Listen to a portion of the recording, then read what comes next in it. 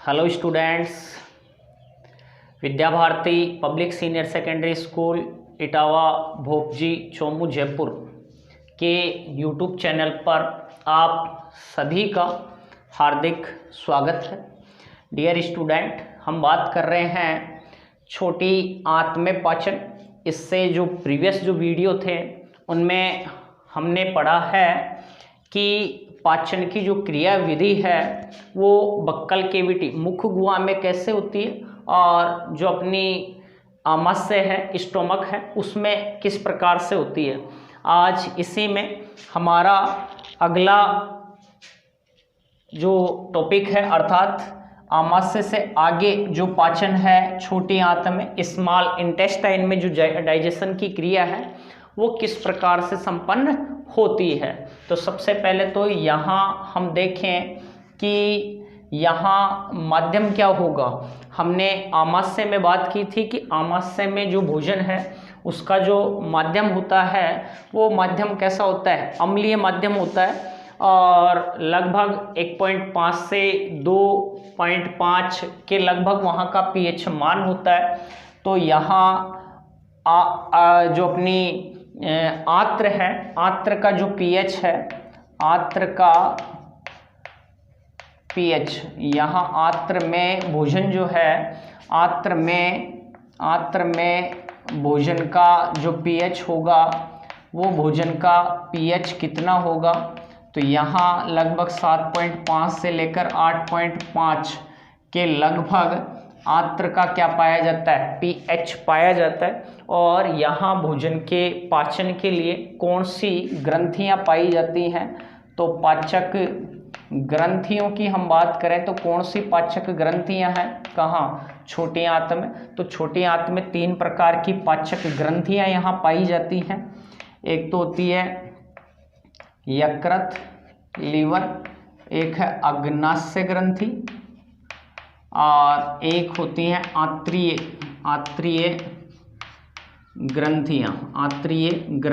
आंत्र जो है उसके म्यूकोसा जो स्तर है, म्यूकोसा स्तर में भी कुछ क्या पाई जाती हैं, ग्रंथियाँ पाई जाती हैं जिनके द्वारा भी एंजाइम्स का क्या किया जाता है, सिक्रेशन किया जाता है, जो भोजन के पाचन की क्रिया में क्या होते हैं, सहायक होते हैं।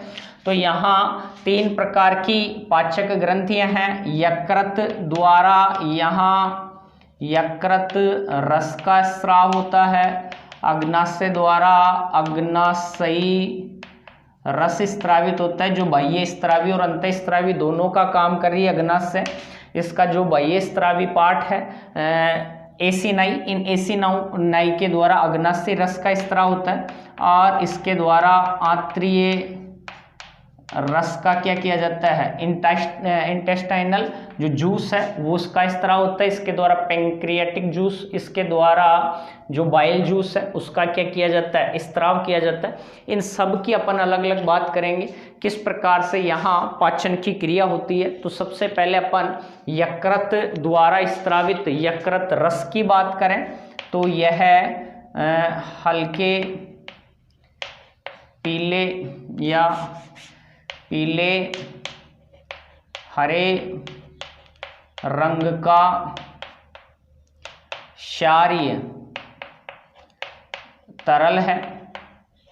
ठीक है, क्षारीय क्या होता है, तरल होता है। यह आंत्र या ग्रहणी भाग में कहाँ खुल रहा है, यह ग्रहणी भाग में स्त्रावित होकर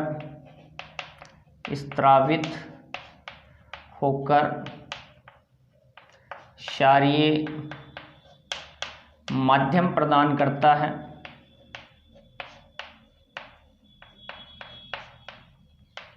पित्त रस जो है, इस पित्त रस में क्या क्या प्रेजेंट होते हैं, तो यहाँ पित्त वर्णक बिलीरुबिन और बिलीवर्डिन पाए जाते हैं। इसके अलावा पित्त लवण, पित्त साल्ट्स, यहाँ बाइल साल्ट्स जो हैं वो क्या होते हैं, प्रेजेंस होता है वो उपस्थित होता है। तो यकृत द्वारा यकृत रस का स्त्राव हो रहा है, जो पीले हरे रंग का क्षारीय तरल होता है, जो छोटी आंत में जो भोजन है उसको क्षारीय माध्यम प्रदान करने का क्या करता है, कार्य करता है। इसके अलावा इसमें पित्त वर्णक और पित्त लवण पाए जाते हैं। भोजन को सड़ने से रोकता है, सड़ने से रोकना। और इसके अलावा इसका मेन जो कार्य है वह होता है वसा का पायसीकरण, वसा का पायसीकरण करना या इम्लसीकरण करना, जिसमें वसा की जो बड़ी गोलिकाएं हैं उनको छोटी छोटी गोलिकाओं में क्या करते थे, तोड़ देता है। अर्थात इम्लसीकृत वसा का क्या करता है, निर्माण, ताकि उस इम्लसीकृत वसा पर आगे अग्नाशयी जो रस है उसमें जो एंजाइम्स हैं वो उस पर क्या कर सके, कार्य कर सके। ठीक है, यहाँ पर आगे अपन देखें अग्नाशयी रस बहिस्त्रावी जो पार्ट है, अंतःस्त्रावी द्वारा तो इंसुलिन, ग्लूकागोन, सोमेटोस्टेटिन आदि हार्मोन स्त्रावित किए जाते हैं, जबकि बहिस्त्रावी के रूप में अग्नाशयी रस स्त्रावित किए जाते हैं। इसमें बहुत सारे क्या पाए जाते हैं, एंजाइम्स पाए जाते हैं। क्या पाए जाते हैं, एंजाइम्स पाए जाते हैं। जैसे यहाँ हम बात करें कि यहाँ कौन कौन से जो एंजाइम्स हैं वो अग्नाशयी रस में स्त्रावित होते हैं, तो ट्रिप्सिनोजन,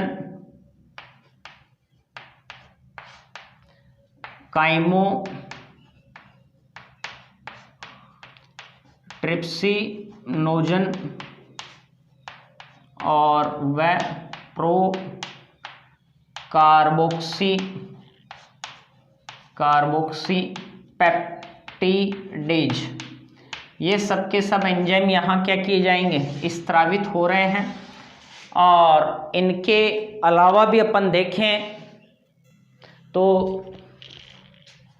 एमाइलेज है, लाइपेज है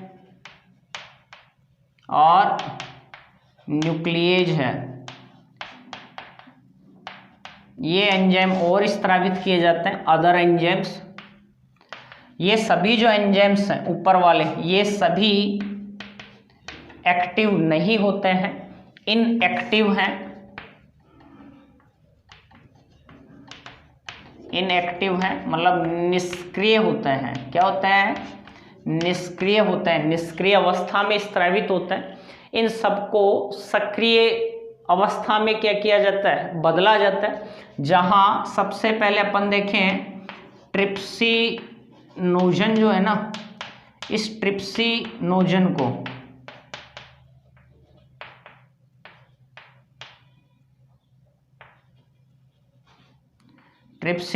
को यहाँ एंटेरोकाइनेज,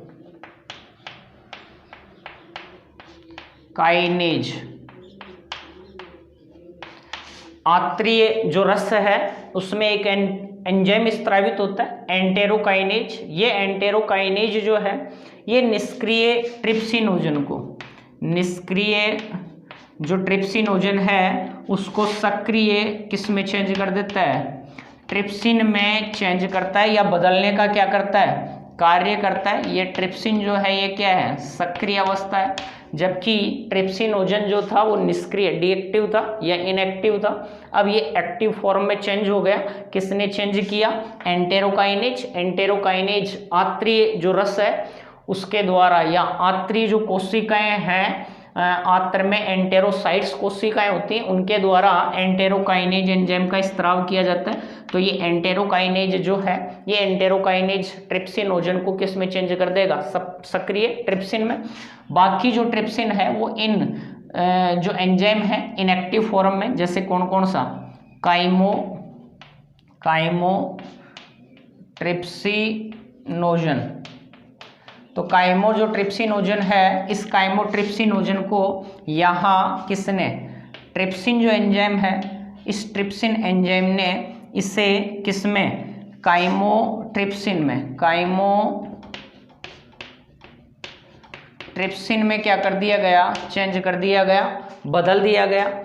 इसके बाद में कार्बोक्सी दिख रहा है यहाँ, procarboxy peptidase, procarboxy carboxy peptidase जो है उस प्रोकार्बोक्सी पेप्टिडेज को भी यहाँ ट्रिप्सिन द्वारा किस में चेंज कर दिया जाएगा, कार्बोक्सी पेप्टिडेज में। तो ये सब के सब क्या हैं, अब सक्रिय अवस्था में क्या हो जाते हैं, चेंज हो जाते हैं, सक्रिय स्टेज में क्या हो गए, चेंज हो गए, सक्रिय अवस्था में बदल गए। अब तक ये निष्क्रिय अवस्था में थे, अब इनको इन एंजाइमों ने क्या कर दिया, सक्रिय। ये सब के सब यहाँ आगे प्रोटीन के पाचन में क्या करेंगे, भाग लेंगे।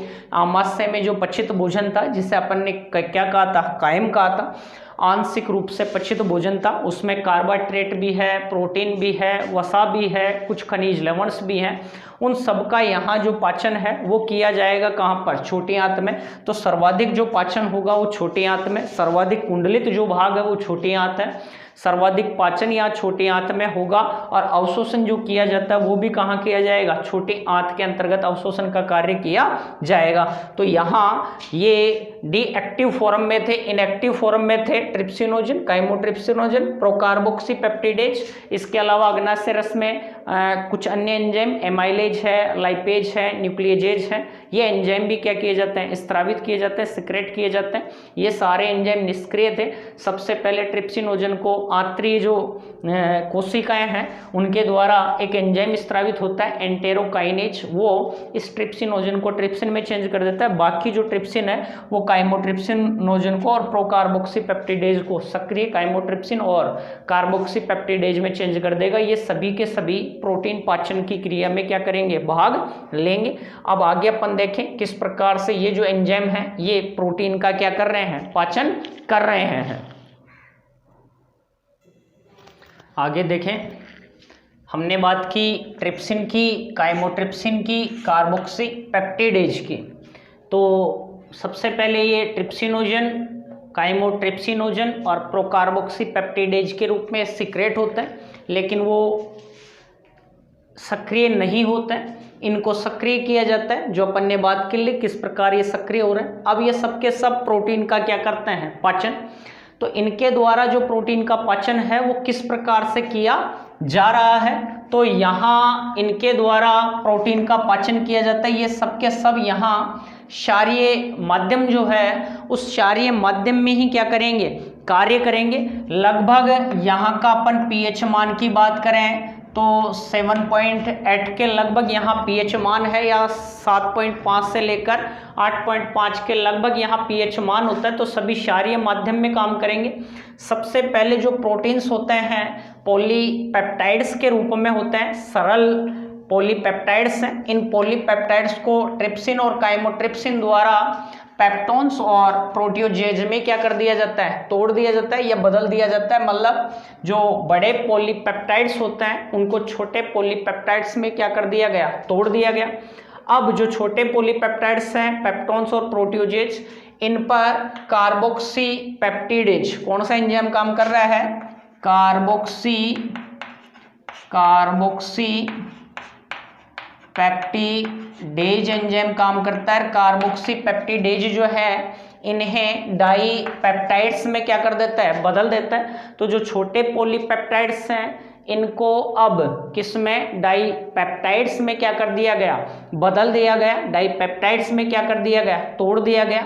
और हमें पता है जो प्रोटीन हैं वो एमिनो एसिड्स के बने हुए हैं, अमीनो अम्ल के बने हुए हैं। तो अंत में जो डाई पेप्टाइड्स हैं उनको एमिनो अम्ल में क्या कर दिया जाएगा, तोड़ दिया जाएगा। जो प्रोटीन के विघटन का सरलतम क्या हो गया, रूप हो गया। उससे ज़्यादा इनको और नहीं तोड़ा जा सकता है। आगे हम देखें कार्बोहाइड्रेट जो है, इस कार्बोहाइड्रेट का जो पाचन है वो यहाँ किस प्रकार से किया जा रहा है। तो कार्बोहाइड्रेट के रूप में हमने बात की थी कि लगभग 30% जो स्टार्च है उसका पाचन मुख्य गुहा में हो जाता है, बाकी जो है उसका पाचन आगे होगा। तो यहाँ जो स्टार्च है पॉलीसेकेराइड, उसको कौन से एंजाइम द्वारा, एमाइलेज, कौन से एंजाइम द्वारा, एमाइलेज एंजाइम द्वारा डाइसैकेराइड में क्या कर दिया जाता है, बदल दिया जाता है या तोड़ दिया जाता है।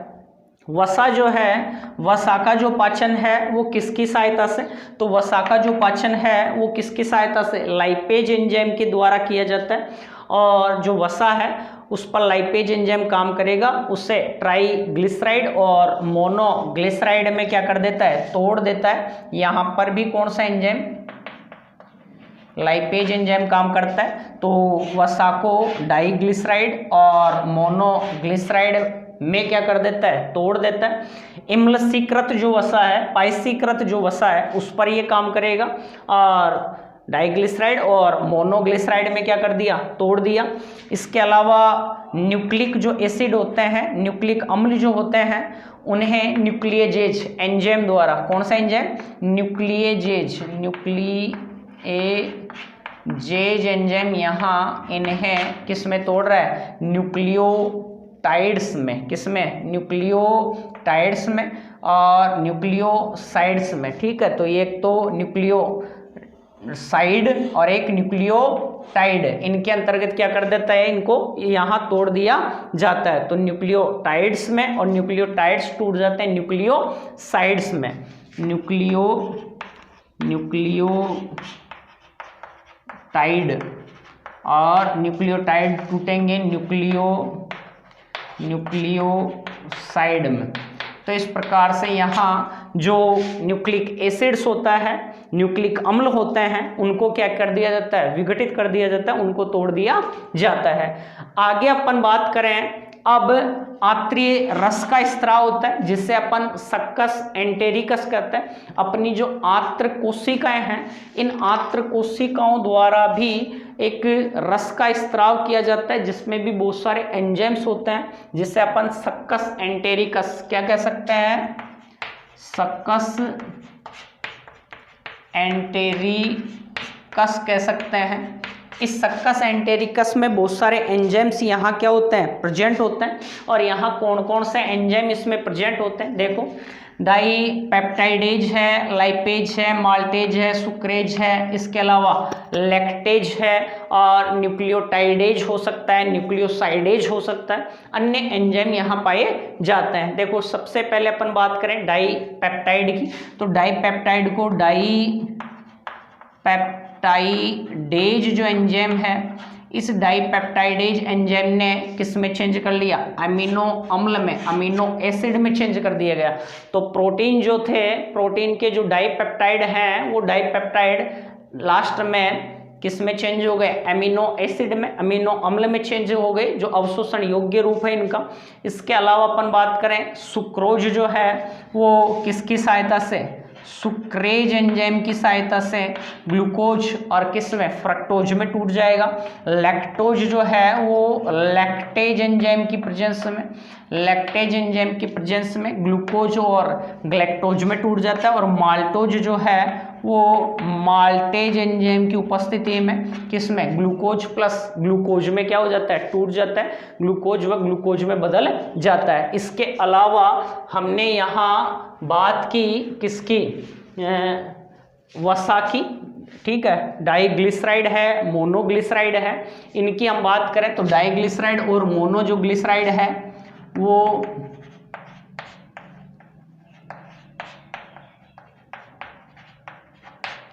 डाइग्लिसराइड व मोनोग्लिसराइड, ये किसमें, लाइपेज द्वारा ये वसा अम्ल व